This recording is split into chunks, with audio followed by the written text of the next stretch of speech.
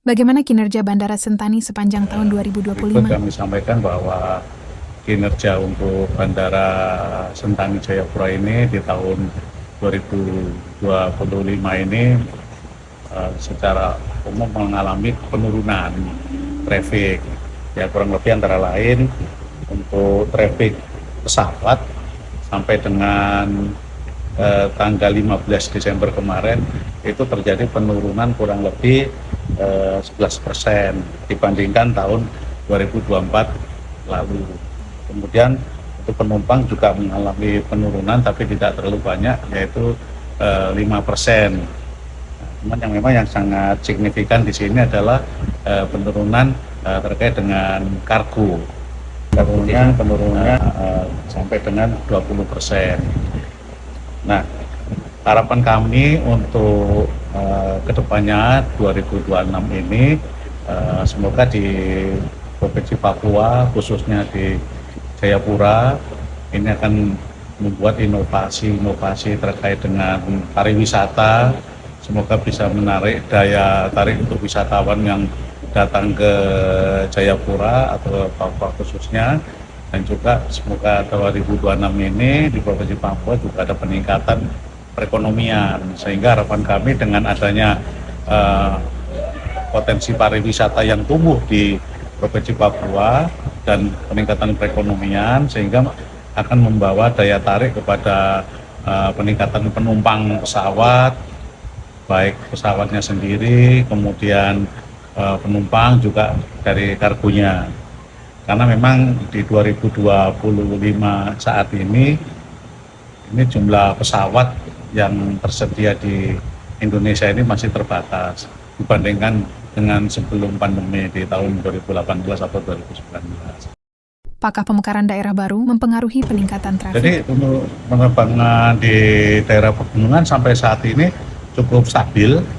Nah, harapan kami nanti di provinsi yang baru di pegunungan ini, jika terjadi pertumbuhan ekonomi, peningkatan pembangunan di sana, nah harapannya bisa distribusi untuk kebutuhan di sana bisa disuplai dengan peningkatan traffic yang ada di Bandara Sentani gitu. Karena saya lihat dengan adanya provinsi baru tentunya pembangunan akan semakin meningkat di sana. Karena di daerah sana itu untuk distribusi bahan itu kan dari pelabuhan Jayapura, untuk distribusi ke atasnya kan masih mayoritas menggunakan pesawat udara gitu untuk pembunuhannya di sana. Apa rencana program prioritas tahun 2020? Jadi rencana di 2026 nanti Angkasa Pura Indonesia akan melaksanakan penataan ulang terkait dengan Bandara Sentani. Untuk terminal ini rencana akan dibuatkan area untuk keberangkatan dan kedatangan internasional.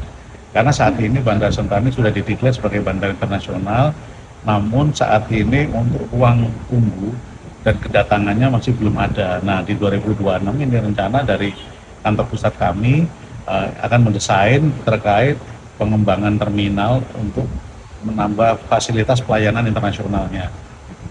Kemudian untuk area landside terkait dengan penataan parkir, rencana juga ada sedikit pengembangan yang menggunakan lahan milik Kementerian Perhubungan.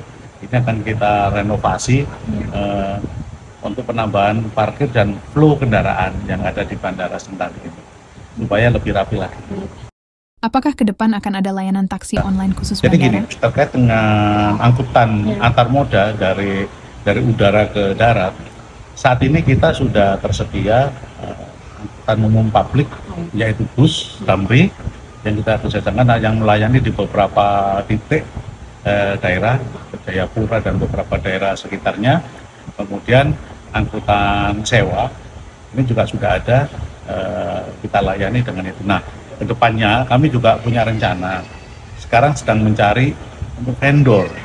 Karena tidak semuanya itu taksi online itu bisa masuk mengambil penumpang. Kalau mengantar boleh. Nah, kita sedang mencari vendor yang sekiranya nanti berminat untuk bekerja sama dengan kami untuk mengkoordinir pelayanan taksi online bandara namanya. Jadi nanti di situ kita akan buat zona untuk penjemputan yang dikelola oleh taksi online bandara. Memang untuk saat ini di sini belum ada. Nah, memang kalau kondisi sekarang ini untuk mengambil itu memang tidak diizinkan di dalam bandara. Nah, kedepannya kami akan mencari itu vendor yang sekiranya bisa mengelola seperti bandara-bandara yang lain, yaitu taksi online bandara, karena di bandara lain sudah ada. Nah, harapan kami juga ada taksi-taksi yang ada di sini bisa kita lebur untuk pelayanannya menggunakan pemesanan secara online, karena itu kan lebih nyaman kalau menurut saya. Nah, nanti akan kalau sudah ada, nah baru nanti akan kita tetapkan titik-titik untuk pick up-nya sama petugasnya juga yang mengoperasikan layanan tersebut, karena tidak semua orang juga penumpang bisa menggunakan HP atau apa. Nanti ada petugas yang akan membantu untuk memesan secara online gitu depannya. Jadi kita pelan-pelan menata. Apa poin utama untuk pertumbuhan ekonomi dan konektivitas Papua? Perekonomian untuk pembangunan di area Papua ini bisa cepat. Kemudian misalnya untuk membangun lingkungan itu atau peningkatan perekonomian, karena ini adalah simpul untuk orang mau datang gitu loh. Ya, orang mau datang ke situ tadi seperti pariwisata, terus kalau ada event-event nasional maupun internasional bisa dilaksanakan di sini gitu. Nah, ini akan membuat orang-orang yang di luar bisa datang ke sini untuk berkunjung, untuk berwisata, untuk berinvestasi gitu. Kurang lebihnya seperti itu. Jadi semoga 2026 ini nanti perekonomian di Papua ini semakin baik, sehingga akan menarik daya tarik untuk investor maupun dari wisatawan yang datang ke sini. Tidak ada perubahan. Memang ada sedikit penurunan karena ini bukan masalah itu, karena masalah pesawatnya saja. Gitu. Tapi memang ada beberapa yang bandara yang pemekaran ini masing-masing provinsi minta ada penerbangan direct. Tapi kayaknya sih itu belum bisa maksimal ya, karena apa? Karena semuanya masih tertuju ke Jayapura. Karena memang Jayapura ini adalah kota besarnya di wilayah Papua ini, khususnya ada beberapa fasilitas yang utama, misalnya kampus, universitas itu ada di sini, dan pelabuhan kapalnya juga yang sudah standar internasional adalah di Jayapura. Makanya tetap distribusi semuanya itu masih banyak dari Jayapura gitu.